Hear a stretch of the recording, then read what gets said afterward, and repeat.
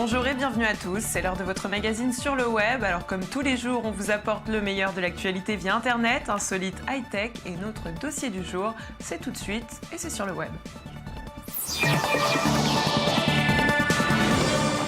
En septembre dernier, TweetPic, le service de partage de photos et de vidéos sur Twitter, annonçait l'arrêt de son activité. Cette annonce avait été faite suite à la pression effectuée par Twitter qui demandait à TweetPic d'abandonner sa demande de dépôt de marque. Après plusieurs rebondissements, le mystère de l'avenir de TweetPic est enfin levé. C'est finalement Twitter qui rachète la société. Son nom de domaine et l'ensemble de ses archives ont donc été cédés, ce qui permettra aux tweetos d'accéder à leurs fichiers, de télécharger de nouveaux fichiers sur TweetPic. En ce qui concerne les applications mobiles du service, elles ne sont plus disponibles et ne seront plus mises à jour. Ce qui ne vous empêchera pas de tweeter si vous vous trouvez en Italie, qui semble vouloir devenir un pays 2.0. Un groupe de législateurs vient de proposer un budget de 6,3 millions de dollars pour la mise en place d'un projet. Un projet qui inciterait toute entreprise italienne à installer un Wi-Fi gratuit et accessible à tous. Le but est bien évidemment d'attirer les touristes du monde entier, mais aussi et avant tout de renforcer l'économie dans le pays. En attendant de se rendre en Italie, je vous propose d'embarquer sur le web avec Air New Zealand, une compagnie aérienne qui sait surfer sur Internet. La preuve avec la plus incroyable vidéo de consignes de sécurité jamais faite, postée sur YouTube et qui a récolté en moins d'une semaine presque 8 millions de vues, emportant ses passagers dans l'univers Tolkien avec des références et les acteurs du Seigneur des Anneaux, encore des Hobbits. Le public est séduit et le buzz est assuré.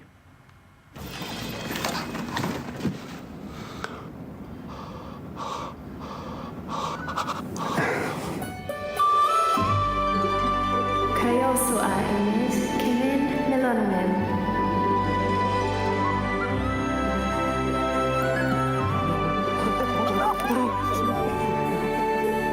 Welcome to Middle-earth, my friend. I'm here to guide you on your journey, so cease your rabble-rousing and listen very carefully, and obey all crew member instructions and all illuminated signs. If the seatbelt sign were to illuminate, return to your seat right away. Make sure all valuables at your feet are pushed under the seat in front of you. And fasten your seatbelt low across your hips.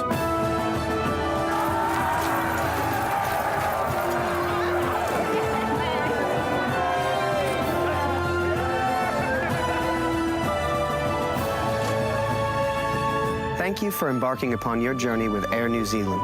May your path always be guided by the light of the stars, and may the future bestow upon you all the happiness and adventure our Middle Earth has to offer. Chers Hobbits, restez à bord parce que tout de suite, on passe à notre dossier du jour.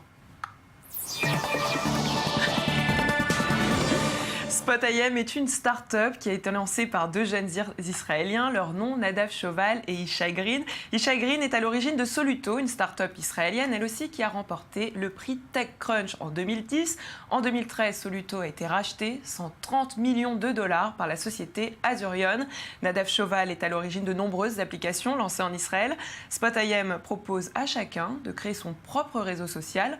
Va-t-il suivre le mouvement de Soluto et devenir populaire? Son objectif est de changer la vision des sites de commerce vis-à-vis des réseaux sociaux. Regardez. Content is king, especially on the web. Great content on your site makes people come back to it every day. You work hard on it, while Google, Facebook and Twitter founders become billionaires at your expense by monetizing your community discussions. When users find something exciting on your site, they immediately leave for a place to discuss it.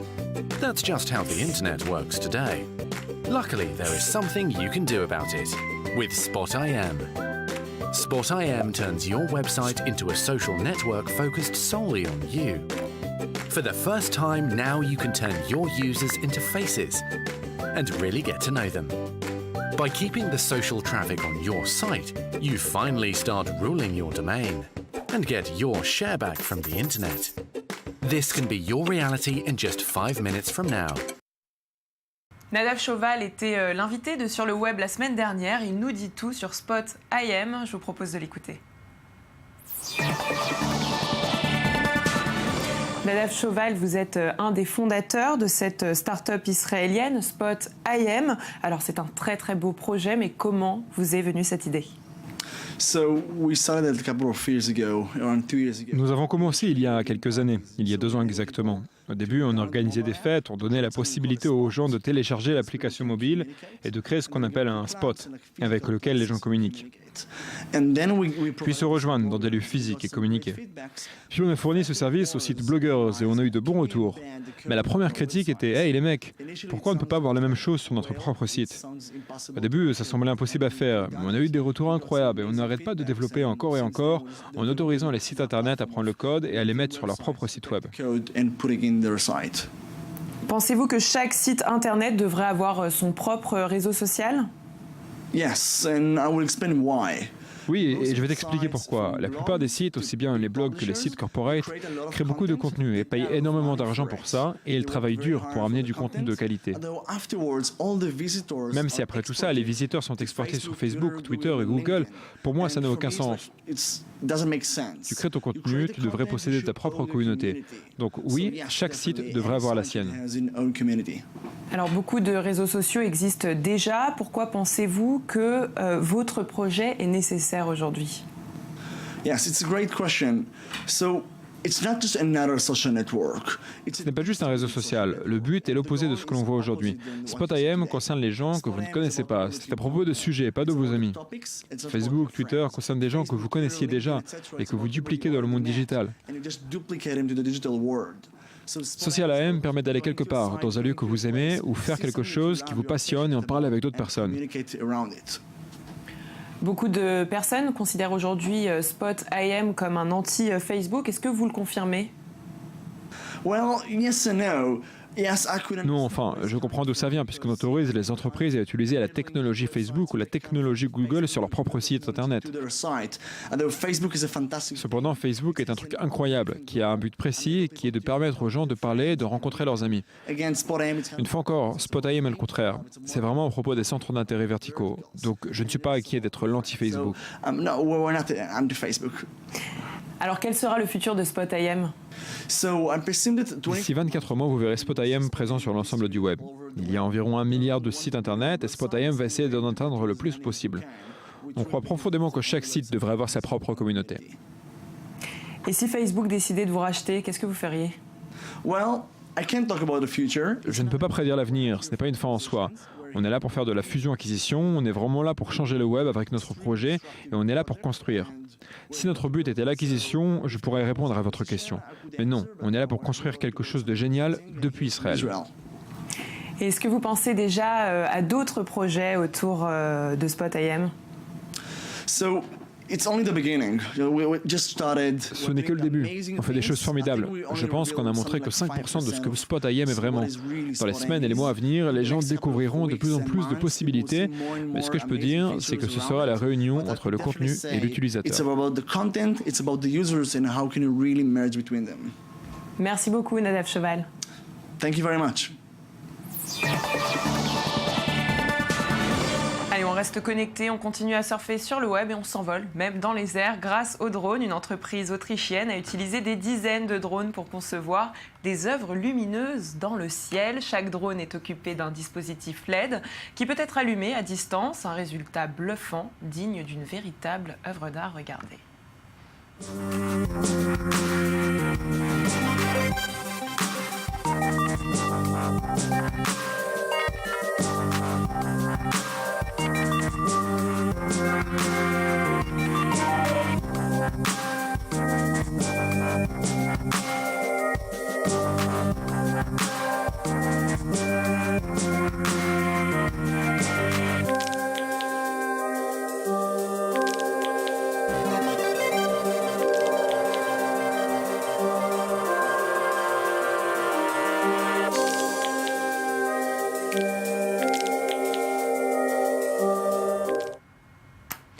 Allez, je vous propose de continuer dans l'insolite avec Radial, un t-shirt connecté qui indique quels muscles travaillent pendant votre entraînement. Encore faut-il s'entraîner. Un t-shirt très design qui fonctionne avec la chaleur. Le t-shirt change de couleur dans les zones en action. Une campagne qui avait été lancée sur Kickstarter en 2013. Radial demandait $30 000. Il en a récolté plus de 579 000.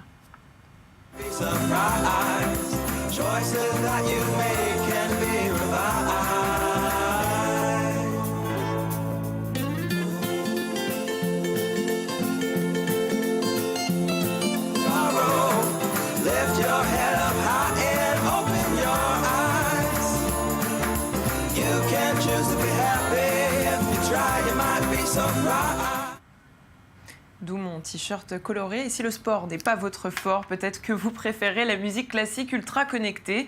Le collectif d'artistes numériques TeamLab au Japon s'est associé à l'entreprise de robotique française Aldebaran pour créer Pepper. Pepper, c'est un robot, chef d'orchestre. Face à un public très illuminé, Pepper, armé de sa baguette, fait le show, regardez.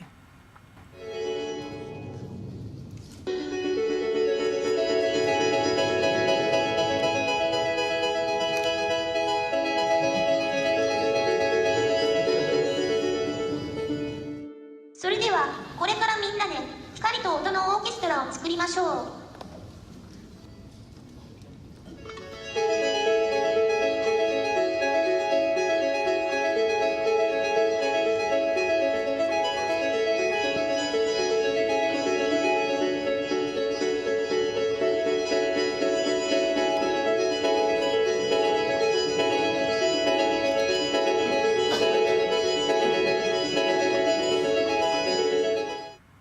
Bon, pour tous ceux qui aimeraient assister au concert de Pepper, il faudra bien évidemment se rendre au Japon. Et pour aller au Japon, eh bien, il faut préparer sa valise. Et c'est là qu'Olaf apparaît, une société slovène qui commercialise des valises un peu différentes, on peut le dire.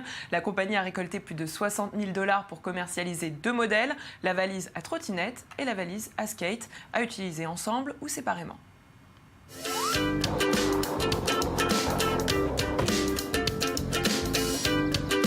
Olaf is a way of life, and it represents our vision of urban mobility. It's a backpack, a scooter, a trolley, and a skate. But ultimately, it's gonna change your life and become your indispensable travel companion. Whether exploring or escaping the city, the Olafs will be your guides.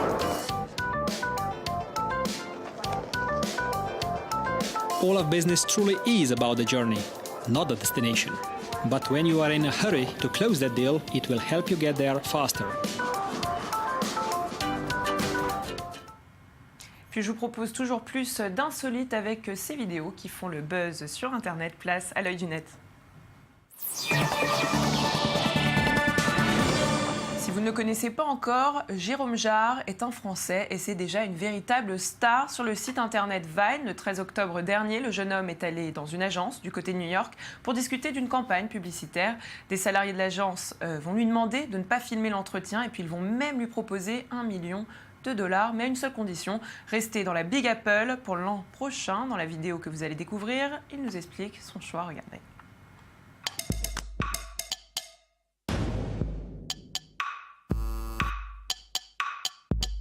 It'll be the full year for $1 million. That's huge. So I've been thinking a lot, and to understand what's going on through my head, you need to understand who I am. The story starts like this. Yeah. Oh my god, you're the Vine guy! I'm feeling it. Something big is happening. It's time to take another risk. So I reset again. I packed my bag and moved to New York with nothing but $400 in my pocket. For the next 6 months, I'm pretty much homeless, sleeping on people's floor, offices, or wherever I can. Vine becomes my only form of happiness. I become obsessed with the app. That's when I create the first talent agency for Viners with my partner Gary Vee. Change again. I'm about to become a millionaire. That's when deep down, something tells me to think twice. Is my mission in life to stay here and become a millionaire? Is that my definition of success? How can I pursue personal growth and global happiness if I can't keep moving? Do I really want to sell my freedom and be told what to do with all my videos? Or do I want to be free to do anything I want with my life? I am 99 years old and I am on my deathbed. If I came back to right now in the present moment, what would I do? This just doesn't feel very right to me. So this is not what I want to do and I have to go, I'm sorry. Dire au revoir à $1 million, quand même, fallait le faire. Et c'est la fin de ce magazine. Merci à vous de nous avoir suivis. On se quitte en musique, comme tous les jours, avec l'orchestre le plus connecté de la ville de New York. Un concert réalisé grâce au Wi-Fi. Sur le web, vous souhaite une bonne écoute et vous donne rendez-vous demain, même endroit et même heure sur i24 News.